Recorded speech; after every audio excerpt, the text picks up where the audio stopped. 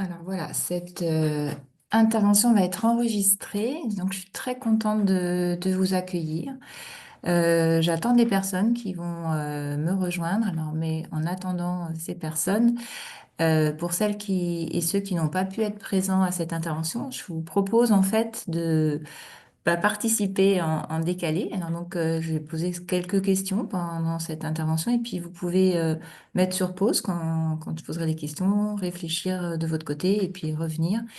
Et n'hésitez pas, donc cette vidéo va être ensuite en replay sur la plateforme de Up sur YouTube, donc vous pourrez la visionner quand vous le voudrez.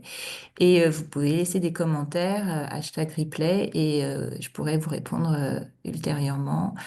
Voilà. Donc, je me présente, je m'appelle Anne-Céline, je suis orthoptiste et je travaille dans un centre qui accueille des enfants déficients visuels de 0 à 6 ans. Donc, j'ai une expérience professionnelle dans le domaine du handicap visuel depuis 30 ans. Ça fait beaucoup et ça m'a permis d'avoir effectivement beaucoup de rencontres avec des parents et des enfants. Et c'est de ces rencontres donc que j'ai pu développer une sensibilité, une expérience autour de l'accompagnement des enfants en difficulté visuelle avec des déficiences visuelles, mais pas que, et également donc un accompagnement de ces enfants sur les apprentissages à l'école. Et voilà, l'intérêt de cette intervention, c'est d'essayer, alors quand les personnes seront présentes sur ce Zoom, mais si vous êtes derrière votre écran et que vous m'écoutez, vous pouvez également participer, comme je vous dis, a posteriori. Mais l'intérêt, c'est d'essayer de réfléchir ensemble sur la question des relations humaines dans l'accompagnement des enfants, que ce soit des enfants en situation de handicap, ça c'est ma pratique, mais également des enfants en difficulté scolaire. Et voilà, quel accompagnement pluridisciplinaire peut aider l'enfant et sa famille et surtout quelle part les relations humaines prennent dans cet accompagnement pluridisciplinaire.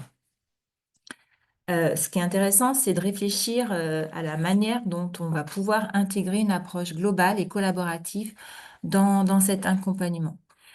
Qu'est-ce que l'approche globale et collaborative?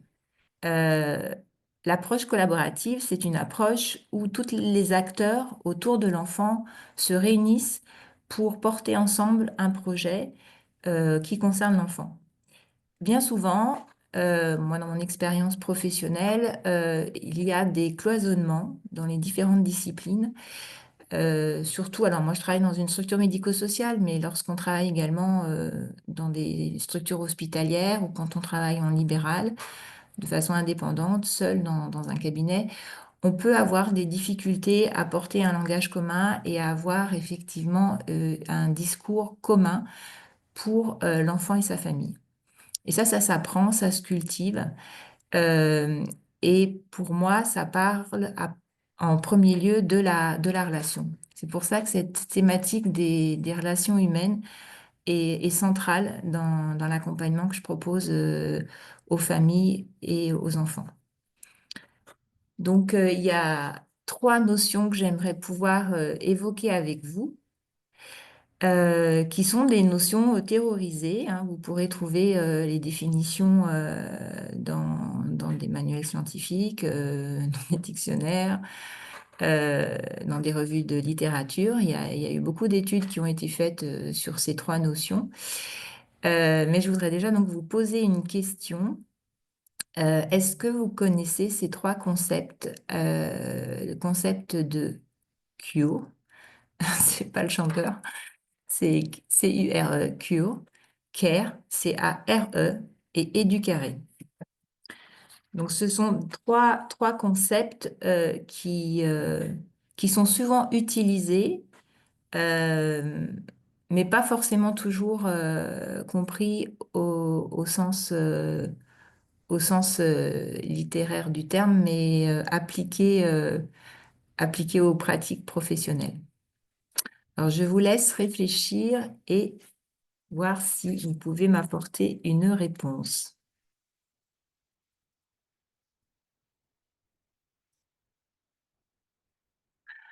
Alors, il n'y a toujours pas de participant. Peut-être que nous allons avoir la chance d'avoir un participant qui va venir me rejoindre. Donc, je vais revenir à la question donc de cure, care et educare.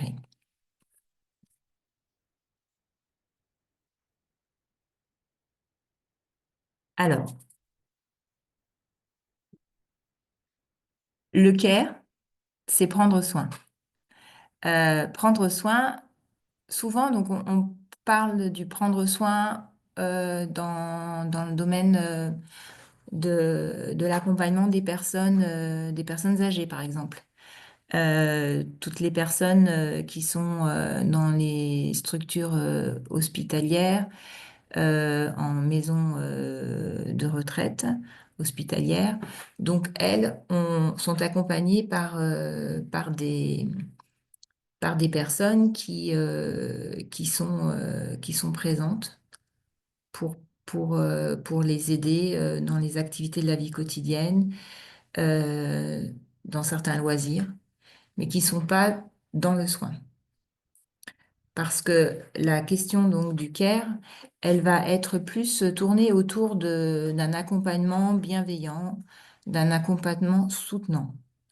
Elle concerne les parents parce que effectivement, les parents d'enfants en situation de handicap ou d'enfants en difficulté scolaire peuvent être souvent les premières personnes impactées parce qu'elles sont en charge de prendre en charge justement leur enfant sans savoir vraiment comment s'y prendre et en courant souvent après différentes techniques, différents rééducateurs, voilà, différents rendez-vous.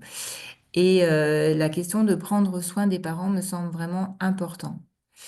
Quand j'ai commencé à travailler donc au CAMS, l'endroit donc enfin il y a 30 ans au CAMS, donc c'est un centre d'action médico-sociale précoce.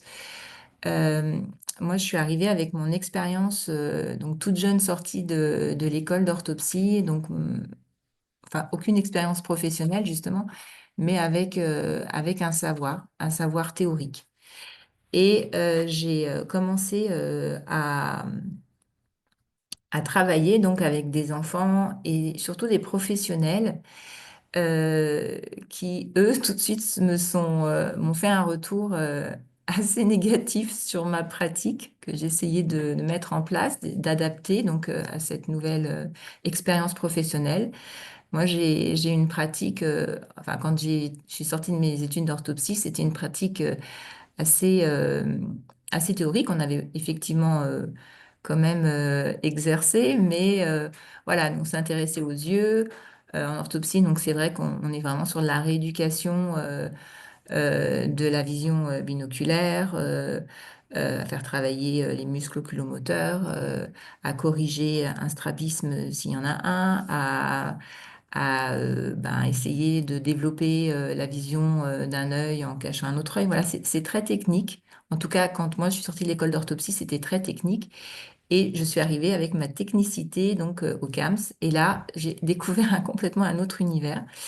Il y avait des éducateurs et une psychomotricienne et dans cette structure où j'ai commencé à travailler. Et quand j'ai choisi de pouvoir exercer dans cette structure parce qu'il y avait une équipe et que j'avais envie de travailler en pluridisciplinarité, j'ai constaté très rapidement que la pluridisciplinarité, c'était pas si simple que ça. Parce que déjà là, c'est une rencontre, c'est une relation humaine, donc entre deux professionnels. Ma première expérience, c'est auprès d'une éducatrice de jeunes enfants qui m'a tout de suite remise à ma place quand je voulais faire fixer un petit point de fixation. Donc au CAMS, il y a des enfants qui ont entre 0 et 6 ans. Là, je me rappelle c'était un petit garçon de 4 ans. Donc je lui montre ma baguette et je lui dis, tu fixes regarde le petit cube, là, tu le fixes et puis je vais déplacer la baguette et puis tu vas le suivre avec tes yeux. Et donc là, l'éducatrice me regarde et me dit, mais qu'est-ce que tu es en train de faire? Je dis, bah, je fais mon travail, c'est mon métier, je vais le faire fixer. Et elle me dit, ah non, mais ça se passe pas comme ça, la séance. Nous, on propose à l'enfant des activités, donc elle sort des jeux. Et là, je me dis, bah non, mais je vais pas aller jouer avec l'enfant parce que cet enfant, bah, il a besoin d'une rééducation. Donc, on va être un peu sérieux et je vais lui faire faire des exercices, mais on va pas sortir des jeux. Et j'ai appris progressivement bah, à laisser un peu de côté tout ce que je commençais à vouloir appliquer à la lettre de mes études, parce qu'il fallait bien que je m'adapte à une situation où l'enfant déjà, lui, ben, il n'avait pas du tout d'intérêt à mon petit cube de fixation. Et surtout l'éducatrice avec laquelle j'animais la séance, ben, elle n'était pas là pour me regarder faire fixer l'enfant avec une baguette. Donc au début, j'ai eu l'impression que je n'étais pas du tout un bon professionnel et que je passais mon temps à jouer avec les enfants et que c'était pas très sérieux et que les parents allaient très certainement me dire que j'étais vraiment imposteur. Et comme j'étais en plus toute jeune, ils allaient vraiment pas me faire confiance. Et progressivement, j'ai compris que le jeu avait une importance vraiment majeure dans la relation avec l'enfant et que le jeu, J-E-U, c'était aussi le jeu, G-E, sans essayer de faire des raccourcis, mais c'était vraiment la possibilité de raconter et de parler de soi. Parler de moi en tant que professionnel et parler de soi en tant qu'enfant, parler de soi en tant que ma collègue avec qui je faisais les séances, donc l'éducatrice de jeunes enfants. Et autour du jeu, donc c'était une médiation, on pouvait effectivement développer plein de choses. Moi, j'amenais progressivement un autre regard sur la prise en charge éducative de l'enfant. J'amenais ce regard spécialisé sur la vision, justement. Et ce qui n'est pas simple dans la pluridisciplinarité, c'est vraiment de s'ajuster au niveau de nos pratiques. Alors, je vous donne un exemple. Il y a donc un petit garçon, donc on avait enfin, qui avait 4 ans, à qui je voulais faire du balayage, c'est-à-dire venir explorer des cubes sur la table. Et en faisant explorer, voilà, en voulant faire explorer ces cubes sur la table, moi, je partais du principe que bah, si je lui donnais le nom de la couleur du cube, il pouvait venir explorer, par exemple, tous les rouges sur la table parmi des cubes bleus, verts, jaunes. Donc, je tente le coup, je lui dis, bah voilà, tu vas regarder donc le rouge. Et puis tu vas me chercher tous les rouges. Et là, l'éducatrice me regarde en me disant, bah non, là, il n'est pas du tout encore dans ce concept des couleurs. C'est pas un enfant qui parle, qui connaît le nom des couleurs, donc tu peux pas faire ça. Bon, bah, il s'avère que là, le petit garçon pouvait répondre à ma consigne et que je suis partie sur cet exercice en maintenant ma consigne. Mais voilà, chacun on a en fait, pour illustrer cet exemple, une vision de notre pratique, une vision qui vient de nos études, qui vient de nos expériences professionnelles. Et cette vision, elle n'est pas toujours effectivement concordante avec la vision de l'autre. Il faut pouvoir s'ajuster. En fait, nos deux visions étaient justes, mais il fallait pas les opposer, il fallait au contraire les unir pour l'enfant. Alors tout ça, c'est pour vous dire que au début, bon, bah, moi je travaillais avec l'éducatrice, l'enfant, il n'y avait pas de parents dans les séances. Et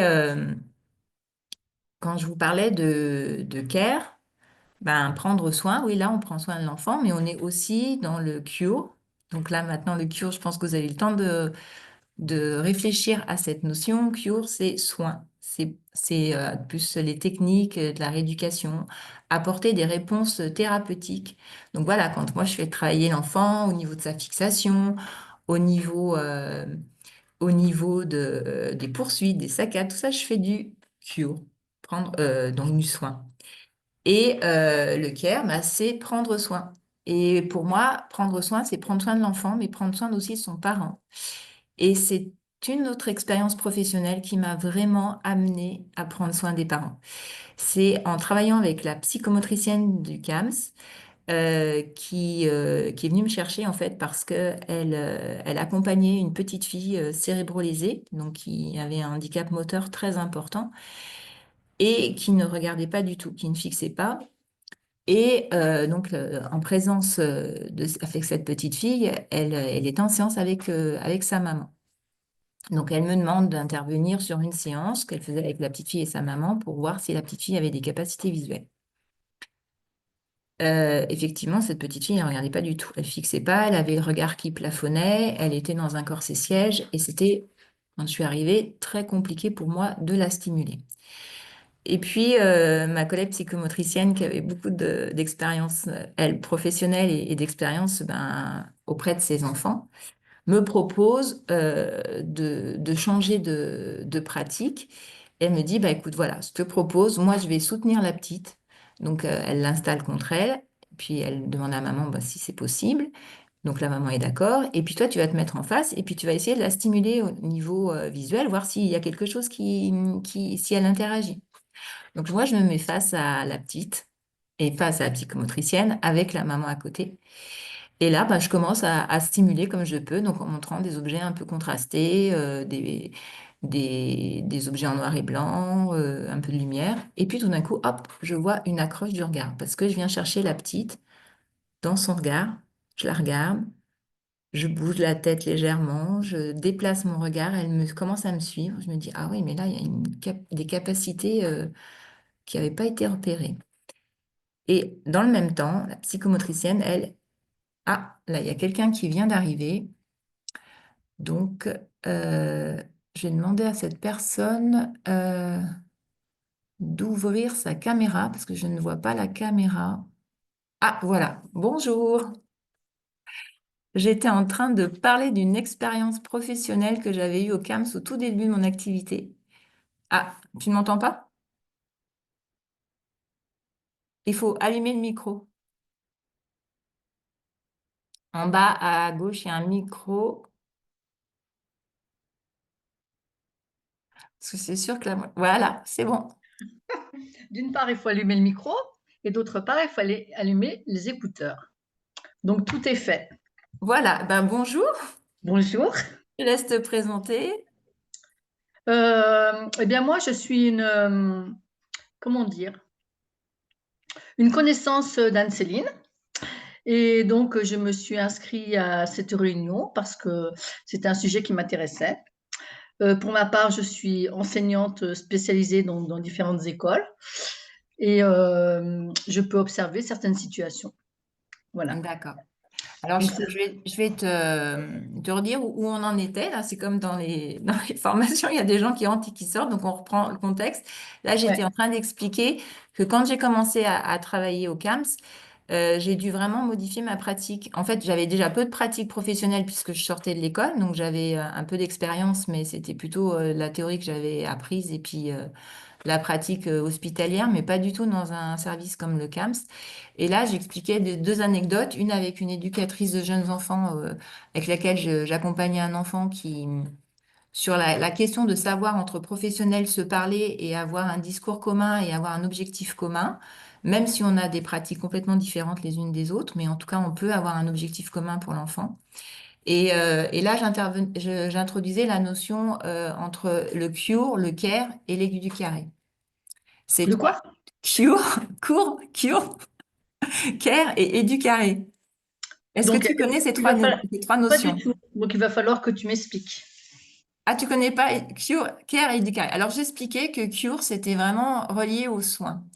Oui. Le care, c'était à prendre soin. Et quand prendre soin, je donnais au début de mon intervention une, euh, une référence à, ben, souvent dans les maisons de retraite, dans les EHPAD, on est plus sur le care, prendre soin d'eux, que sur le cure, puisque les personnes qui accompagnent les aides-soignantes qui accompagnent les personnes âgées, elles seront plus dans une relation de bien-être, de l'activité de la vie quotidienne, voilà, prendre soin de la personne.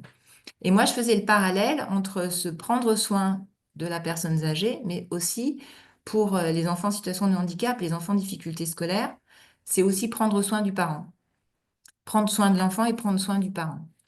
Et j'expliquais, donc là où, quand tu es arrivé, que j'avais eu une deuxième expérience professionnelle au tout début de ma carrière, c'était il y a 30 ans, donc avec une psychomotricienne qui m'a qui m'a un peu, enfin, qui m'a pas un peu, mais qui m'a beaucoup fait transformer ma pratique professionnelle parce que elle m'a demandé d'intervenir auprès d'une petite fille qui était cérébralisée, donc qui avait peu de motricité. Et elle m'a demandé d'intervenir pour que je puisse savoir si la petite voyait. Donc j'étais en train d'expliquer que à ce moment-là, quand moi je me suis retrouvée face à cet enfant, elle s'est adaptée à moi, la psychomotricienne, pour mettre l'enfant en facilitation de façon à ce que je puisse la stimuler visuellement. Et la différence avec l'autre enfant, l'autre exemple que je donnais, qui était en accompagnement avec l'éducatrice, c'est que là, il y avait le parent qui était présent.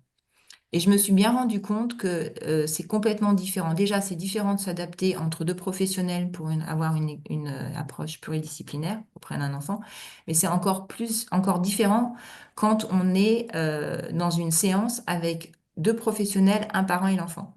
Et là, ben, du coup, je venais sur la notion de ben, le cure, c'est soin. Donc moi, c'est quand moi je viens travailler la fixation, les saccades, les poursuites. Voilà, je suis dans ma technique. Mais le care, c'est quand je prends soin et de l'enfant et de son parent. Et là, sur cette séance, ben, c'est vrai que on a, avec la psychomotricienne, développé une pratique à quatre mains où progressivement, ben, on a installé voilà, toute une pratique ensemble. Où on a finalement ensuite fait toutes nos séances ensemble. Et on avait vraiment un objectif commun. Là, c'était un objectif où on était vraiment dans prendre soin, dans le sensorimoteur, c'est-à-dire la psychomotricienne agissait sur le corps, moi sur la vision. On était vraiment ensemble auprès de l'enfant. Et le parent était là aussi pour observer et refaire la même chose avec son enfant. En fait, on était tous ensemble autour de l'enfant.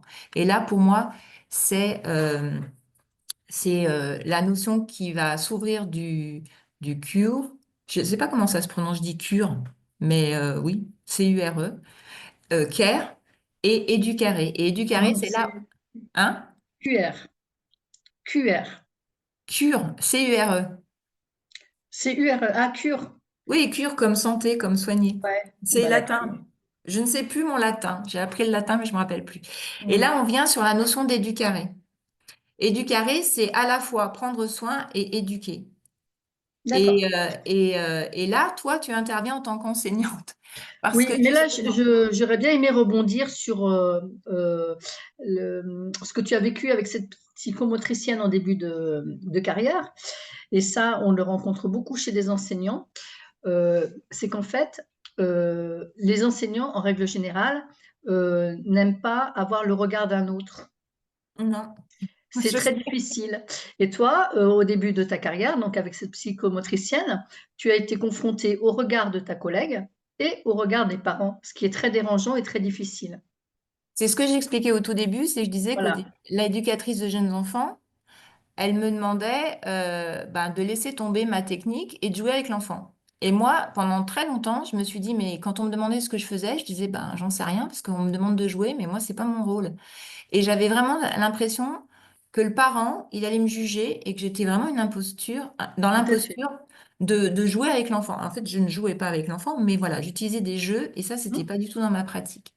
Et Mmh. cette question du jugement, eh ben, c'est vrai qu'elle va empêcher la relation. Tout à fait. Et du coup, alors, dans l'éducaré, effectivement, il y a vraiment cette notion de à la fois de prendre soin et à la fois d'amener du soin, une pédagogie pour l'enfant. Voilà. Et toi, en tant Mmh. qu'enseignante, quelle est ton expérience à ce niveau-là? Parce que tu accompagnes des enfants qui ont un handicap, des enfants en difficulté scolaire?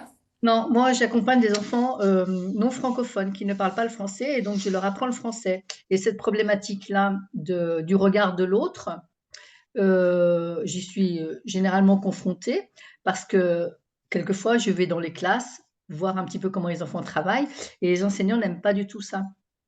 Parce qu'en Ouais, fait, ils ont l'impression d'être jugés, voilà. Donc en fait, moi, quand je fais cette démarche-là, je suis un petit peu, dans ta posture, quand toi, ouais, tu vas dans les classes. ouais. Après, dans une des écoles, dans laquelle j'interviens, il y a une petite fille, malvoyante, donc c'est tout à fait ta problématique et il y a quelque chose qui a été mis en place, donc cette petite fille, elle a une AESH, bien évidemment, qui est géniale et il y a quelque chose qui a été mis en place avec, un professionnel, donc je ne sais pas si c'est l'orthoptiste ou quoi, parce que je ne me suis pas penchée, mais qui prend la petite 1 heure ou 2 par semaine et qui également rencontre l'AESH qui s'occupe de la petite pour lui expliquer comment faire et quelquefois l'enseignante également. Et ça, c'est un partenariat qui fonctionne bien parce que l'enfant progresse bien. Voilà. C'est des rencontres qui se font ensuite en dehors du temps scolaire ou c'est Non, sur ou le temps scolaire. Sur le temps scolaire. C'est-à-dire que l'AESH, elle sort de la classe et puis elle va rencontrer cette personne-là et sur le temps Avec scolaire, l'enfant. il y a un sans l'enfant, il y a un temps il y a un temps qui est prévu pour que la professionnelle puisse aider l'AESH. Mais pas Voilà. l'enfant, du coup. Si, tu n'as pas voilà. Au début, plusieurs fois 2 fois par semaine, elle s'occupe de l'enfant. Donc Oui, elle sort l'enfant de la classe et elle s'occupe elle de sort, voilà, c'est l'enfant. ça, elle sort l'enfant de la classe. Voilà, et une fois tous les 15 jours ou je sais pas, je connais pas le Il y rythme, a un temps de rencontre. où il y a un temps de rencontre avec l'AESH et il y a également, une fois par période, je pense, un temps de rencontre avec l'enseignante. Voilà, sur le temps Et scolaire. est-ce que tu penses que c'est ce temps de rencontre qui permet que ça fonctionne bien? Si ce temps de Oui, rencontre était oui. squeezé, à ton avis, les résultats, ça serait quoi? Je pense que ça fonctionnerait moins bien parce que, les enseignants, d'abord, ne sont pas du tout formés pour ce genre de choses. Ou alors s'ils sont formés, c'est de manière théorique et puis, on a tellement rarement des cas comme ça qu'en fait, c'est dans la pratique que tu te formes, c'est pas dans la théorie. Hmm. Donc voilà, même si tu as une approche théorique, tu peux pas être performant et ça permet d'avoir un autre regard et ces rencontres sont très importantes D'accord. Parce qu'effectivement, donc et ça permet au système de fonctionner. Voilà, c'est que le système fonctionne. Parce que chacun des acteurs a un moment, un temps de rencontre. voilà. Donc, est-ce que à ce moment-là, tu as le... Alors, tu n'es peut-être pas présente, toi, dans ces rencontres-là. Ah non, non, non, pas du tout. Ouais.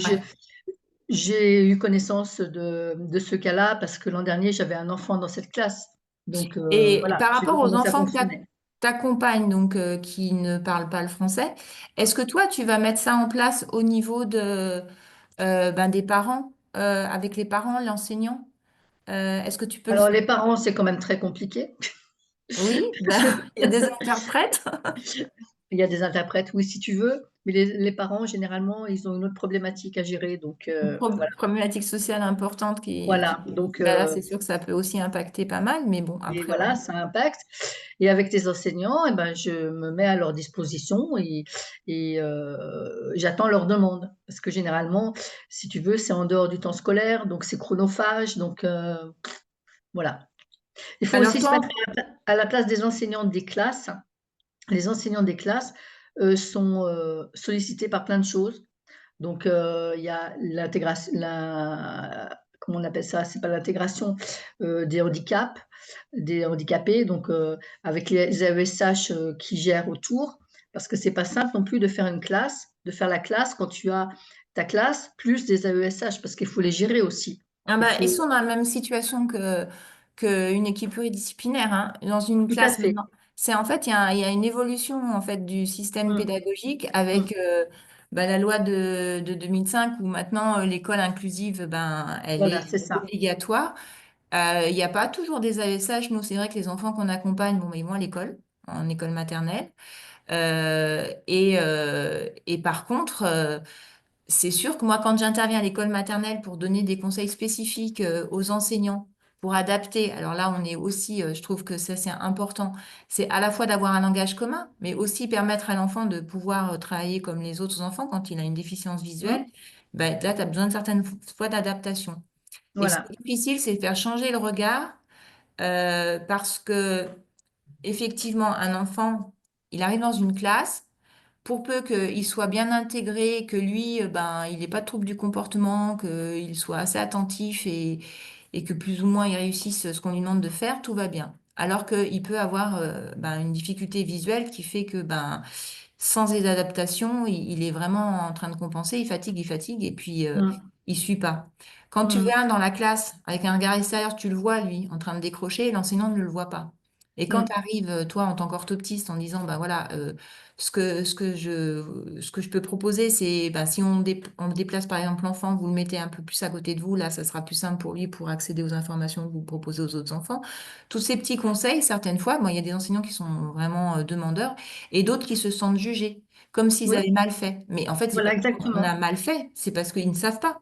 Et Mmh, souvent, se mettre à la place d'un enfant bah, qui a une déficience visuelle, mais c'est la même chose. Cette intervention, elle n'est pas orientée sur les enfants déficients visuels, c'est des enfants qui sont en difficulté scolaire, quelle que soit leur difficulté. comme toi, Mmh. tu peux avoir tes enfants, ces enfants que tu accompagnes qui sont aussi en difficulté scolaire Tout à fait. pour un autre, pas un problème de handicap ni un problème, Une autre problématique, ouais. notre problématique. Et ben, ce Mmh. qui est difficile, c'est de se mettre à la place de l'enfant. Mmh. Parce que l'enfant, finalement, lui, ben, il va pas exprimer ses difficultés puisqu'il les a toujours avec lui, ses difficultés. Mmh. Donc l'enfant, ben, lui, il va faire avec. Quand on lui demande ça va, il va répondre oui. Bon. Et c'est là où les relations humaines, elles sont vraiment importantes. C'est vraiment arriver à s'ajuster de façon à ce que chacun puisse amener, ben, comme je faisais dans les séances avec la psychomotricienne, une expertise combinée et Mmh. qu'il y ait une continuité dans l'accompagnement entre tous ces professionnels et que chacun ait une expérience commune et un objectif commun. Mais ça se fait pas sans la rencontre.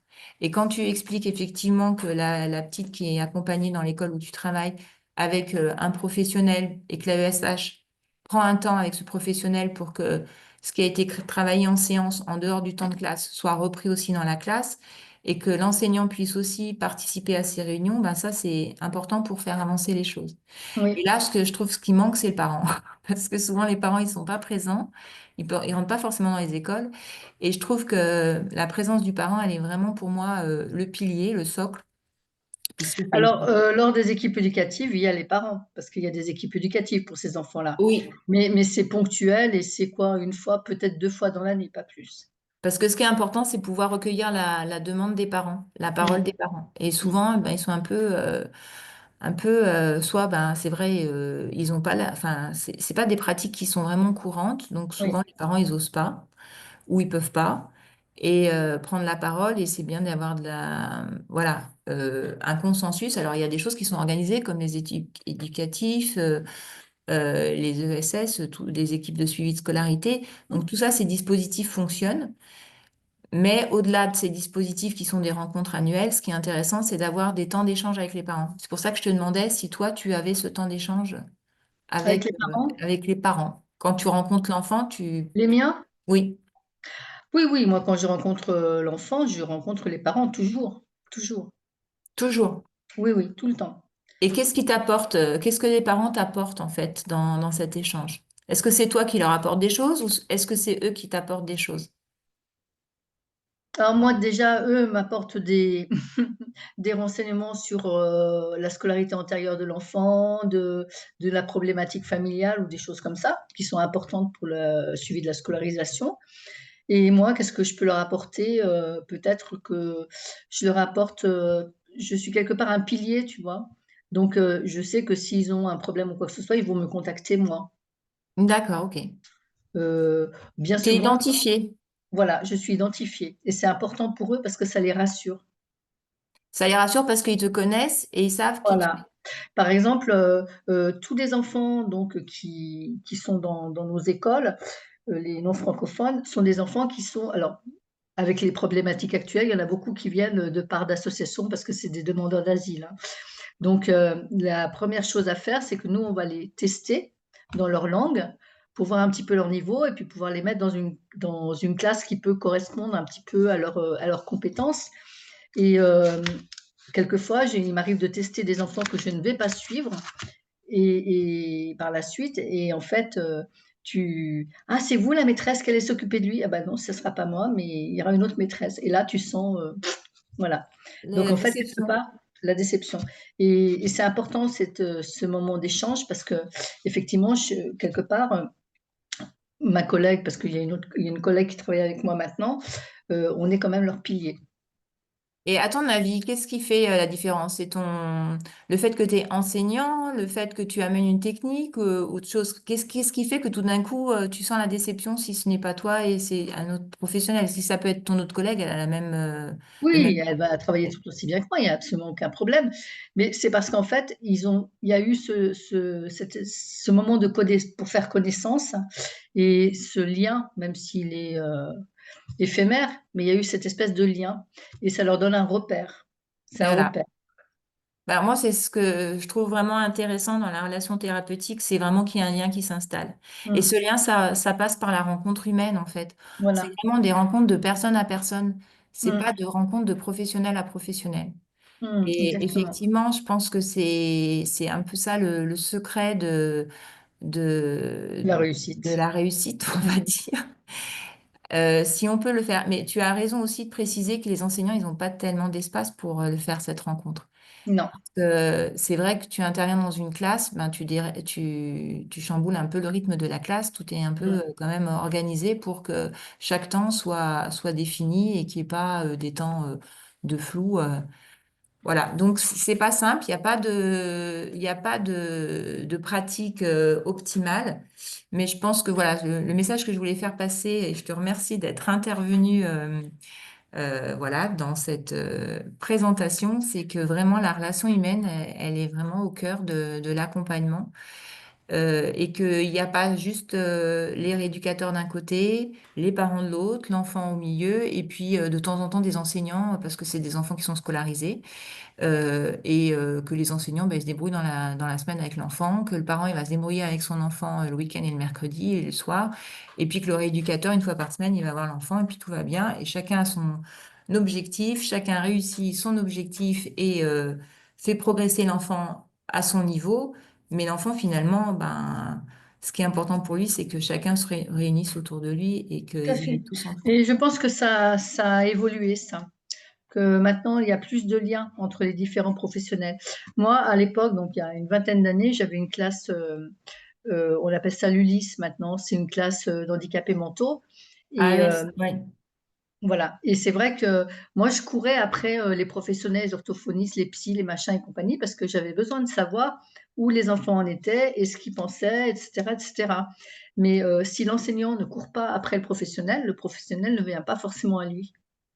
Et ça, c'est compliqué parce que il faut être conscient que l'enseignant, il a 25 gamins dans sa classe, donc 25 problématiques différentes. Plus tout ce qu'on lui demande, les projets, tout ça, on leur demande énormément aux enseignants qui sont dans les C'est classes. ça.